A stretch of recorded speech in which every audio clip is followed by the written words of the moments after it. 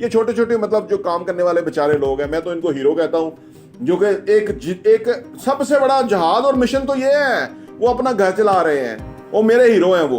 और वो कहते हैं जी हम पे कर्जा हो गया, किसी पे लाख रुपया, किसी पे 2 लाख रुपया कर्जा है, और वो कर्जा बढ़ता जाएगा। जो कोई अच्छी चीज पिक कर लेता है वो उसकी चीज प्रॉफिट में जाती है, क्योंकि वो इसमें भी समझदारी चाहिए, रीजनेबल प्राइस, अच्छी लोकेशन, अच्छी सारी चीजें, तो उसके बाद उसको फायदा होता है। बिक जाए तो ठीक है, मैंने अर्ज किया था ना कि ना बिके तो ज्यादा बेहतर है, क्योंकि वो दोबारा उस कीमत में बनेगा नहीं। एक चीज जिस कीमत में बनती है दोबारा बनाने जाएंगे तो उससे डबल कीमत में बनेगी, तो वो खड़ी रहे तो बेहतर है ना।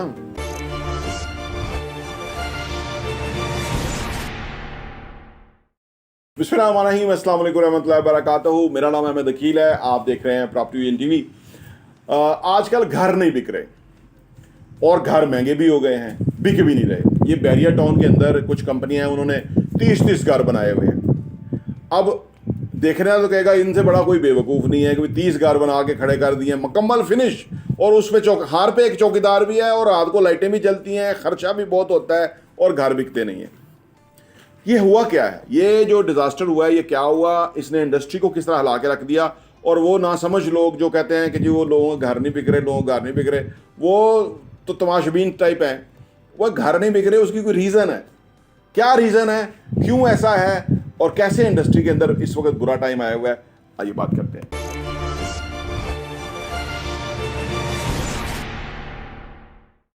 घर इसलिए नहीं बिक रहे कि जनरल बाजवा ने रजीम चेंज कर दिया। पाकिस्तान में एक चलती हुई हुकूमत 2022 में 27 अरब डॉलर के ऑन रिकॉर्ड रिजर्व्स हैं, हाईएस्ट रेमिटेंसेज आ रही थी, पाकिस्तान की एक्सपोर्ट्स बढ़ रही थी, डॉलर 165 पे था, पेट्रोल नीचे था, सब कुछ ठीक चल रहा था। एक सेट हुकूमत चल रही थी, एक बेहतरीन मुल्क चल रहा था, उसको गिरा के 125 रुपया डीवैल्यू कर दिया।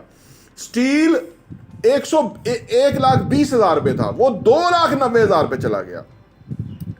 सीमेंट की बोरी 700, 800, 900 रुपए की थी, अब वो 1600, तो अब जाके फिर 1400 पे आई हुई है। हर चीज डबल हो गई। जब ये हर चीज डबल हो गई तो जिन्होंने घर बनाए थे उनके घर भी डबल हो गए।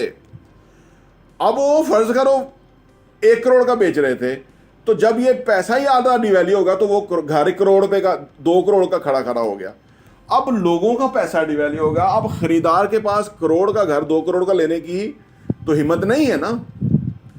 तो जो जिसने बनाया था वो अगर आज बेचता है और दोबारा एक घर बनाता है, तो वो घर करोड़ का जो बेच रहा था, इसका मतलब वो उसको 80 लाख रुपए का पड़ा था तो करोड़ का बेच रहा था।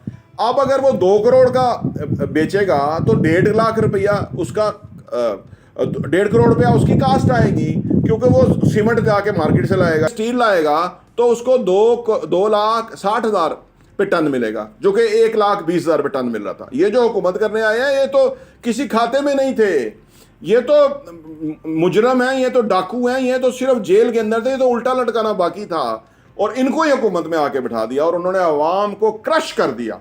आज लोग खुदकुशियां कर रहे हैं, आज लोग रोटी नहीं खा सकते, आज लोग इस बुरी सूरत हाल में, हर बंदा कर्जे में है। ये छोटे छोटे मतलब जो काम करने वाले बेचारे लोग हैं, मैं तो इनको हीरो कहता हूँ, जो कि एक सबसे बड़ा जहाज और मिशन तो ये है, वो अपना घर चला रहे हैं, वो मेरे हीरो हैं वो। और वो कहते हैं जी हम पे कर्जा हो गया, किसी पे लाख रुपया, किसी पे 2 लाख रुपया कर्जा है, और वो कर्जा बढ़ता जाएगा। तो अब जब के घर डबल कीमत पे हो गए हैं और अगला कोई एक बंदे का घर बनाने का काम है, कारोबार है, तो वो अगला घर बनाएगा, तो वो तो बेचे ना तो बेहतर है, क्योंकि अगला तो इतनी कीमत में बनेगा नहीं। जब ये ही नहीं बिक रहा तो अगला वो बना के कैसे बेच पाएगा? और ग्राहक की तो पहले ही कमर टूटी हुई है। ये तो कोई ओवरसीज होगा जो आके घर ले लेगा, क्योंकि वो बाहर से पैसा आएगा, क्योंकि वहाँ पैसा, हमारा पैसा डिवैल्यू हो गया और ओवरसीज के पैसे बढ़ गए उस हिसाब से। लेकिन ये जो डिजास्टर हुआ उस वजह से प्रॉब्लम हुआ, तो पूरी इंडस्ट्री इस वक्त क्राइसिस का शिकार है। लोग प्लाटों के भी हमें कमेंट करते रहते हैं, जी हमने रियल एस्टेट में इन्वेस्ट कर दिया था, 1 करोड़ 10 लाख का हमने इन्वेस्ट किया था, प्लॉट लिया था, अब वो 70 लाख का प्लॉट रह गया, तो कैसे रियल एस्टेट ग्रो करती है? आप कहते हैं ग्रो करती है। देखें, मैंने अर्ज किया ना, ये तो घरों का है ना, वो बिक नहीं रही, बिक्री कम हो गई। वो बिकेगा जब 2 करोड़ का बिकेगा, वो 1.5 पे नहीं आएगा। लोग कहते हैं जी इतना अरसा हो गया बिक नहीं रहा, भाई 2-2 साल हो गए वो घर खड़े हुए नहीं बिक रहे, ठीक है? तो वो बेवकूफ़ तो नहीं थे जो काम कर रहे थे, वो अक्लमंद थे। उनका असासा बन गया, नहीं बिकता तो और नुकसान नहीं है, उनको इंतजार करना पड़ेगा, वो बिकेगा तो पैसे दे के जाएगा तो बिकेगा, मार्केट के हिसाब से चीज़ बिकती है ना। तो ये इस इंडस्ट्री को समझे, रियल एस्टेट को समझे, बिजनेस को समझे, चीज़ों को समझे। तो अगर एक किसी बंदे का घर खड़ा हुआ है, वो नहीं बिक रहा, तो वो खड़ा रहे, उसका तो पैसा बढ़ रहा है, वो कम नहीं हो रहा। आज 2 का नहीं बिक रहा, कल वो 2.5 का बेचना शुरू करेगा, क्योंकि वो पैसा उस हिसाब से डिवैल्यू होता जाएगा, महंगाई बढ़ती जाएगी, उसका असासा तो महंगा हो रहा है, इसलिए पैसे असासों में रखना ज़्यादा बेहतर है, ठीक है ना। तो ये सिस्टम को समझे। अच्छा, अब ये जो चीज़ें हैं, जैसे हम चीज़ देते रहते हैं, कोई घर है या कोई अपार्टमेंट है, एक बिल्डिंग में फर्स्ट को 40 अपार्टमेंट है या हमारे पास 20 यूनिट है, तो वो ये नहीं कि कोई भी नहीं बिक रहा, वो बिकते हैं, और फिर एक बिक गया तो पीछे 19 हैं, यानी वो 100 करोड़ का माल है फर्ज करें। तो अब आप सोचें कि वो तो बिकता रहेगा ना। एक दुकानदार पे आप गए हैं, फर्ज को दुकानदार कहता है जी आजकल चीज़ें नहीं बिक रही, तो उसके गोदाम भरे हुए हैं, उसका डिस्प्ले भरा हुआ है, उसके पास सारा माल पड़ा हुआ है, नहीं बिक रहा तो क्या मतलब, नहीं बिक रहा तो मार्केट की सूरत हाल है ना। तो इसी तरह हमारी जो चीज़ें होती हैं, कई चीज़ें नहीं बिकती, कई बिकती हैं, जो बिकती हैं उसके ऊपर प्रॉफिट भी होता है। अब यार लोकेशन है ना, चीज़ है ना, हर चीज़ का ग्राहक है, हम किसी का ज़बरदस्ती तो नहीं होता, हर चीज़ का एक ग्राहक होता है, हर चीज़ की एक डिमांड होती है। ये दुरुस्त बात है कि ग्राहक कम है, इस वजह से मार्केट के अंदर चैलेंज है, लेकिन इंडस्ट्री चल रही है, ये नहीं कि वो चल नहीं रही। जो कोई अच्छी चीज़ पिक कर लेता है वो उसकी चीज़ प्रॉफिट में जाती है, क्योंकि वो इसमें भी समझदारी चाहिए, रीजनेबल प्राइस, अच्छी लोकेशन, अच्छी सारी चीज़ें, तो उसके बाद उसको फ़ायदा होता है। तो ये इंडस्ट्री के अंदर चीज़ें और रीसेल होती रहती हैं। रियल एस्टेट का मतलब रहना तो आपने एक अपार्टमेंट या एक घर में ना, बाकी जो सारी इन्वेस्टमेंट है वो इसीलिए है कि वो फॉर सेल है, और जो भी ग्राहक आएगा खरीदेगा, जिसके पास क्वालिफाई करेगा पैसा तो वो खरीदेगा, अगर नहीं बिकता तो उसमें कोई प्रॉब्लम नहीं है। वो मसला ये है कि प्रॉब्लम तो उसके पास है जिसका पैसा नहीं है, जिसके पास असासे नहीं है, जिसके पास असासे हैं उसका तो महंगा हो रहा है, वो तो ना बिके ज़्यादा बेहतर है, बिक जाए तो ठीक है। मैंने अर्ज़ किया था ना कि ना बिके तो ज़्यादा बेहतर है, क्योंकि वो दोबारा उस कीमत में बनेगा नहीं। एक चीज़ जिस कीमत में बनती है, दोबारा बनाने जाएंगे तो उससे डबल कीमत में बनेगी, तो वो खड़ी रहे तो बेहतर है ना।